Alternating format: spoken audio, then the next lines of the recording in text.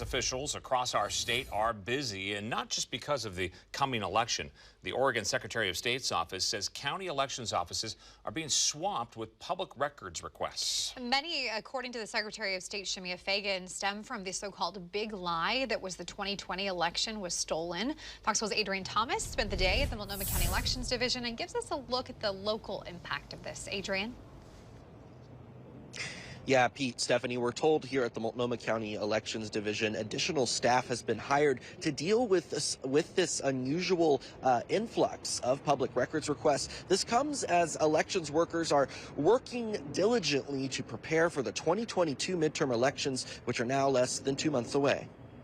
It's crunch time in county elections offices across the country. Ballots are being proofed and prepped, and new voter registrations are being processed. But Tim Scott, director for Multnomah County Elections, says the number of records requests have skyrocketed since 2020. I would say maybe one every 3 months, and now sometimes we're getting, we got 9 in one day.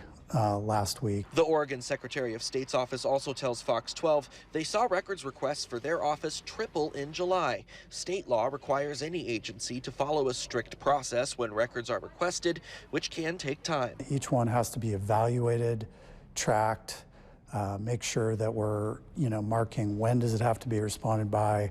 Does information need to be redacted off that record for security reasons or privacy reasons? But Scott says these requests have averaged 1 to 2 a week since 2020, from people requesting ballot images, data showing when each ballot was processed, as well as data on voting machines. Many of these requests, he says, are motivated by people who've believed misinformation about election integrity. Those records requests have been pretty consistent since the 2020 election, with sort of this idea that among some circles that maybe the election wasn't counted correctly, even though we've proven time and again that it was. But Scott and the Secretary of State say despite the added workload during the election year scramble, they're committed to being transparent. We're going to respond to these public records requests because we're just as bound to do that as we are to conduct elections in this state.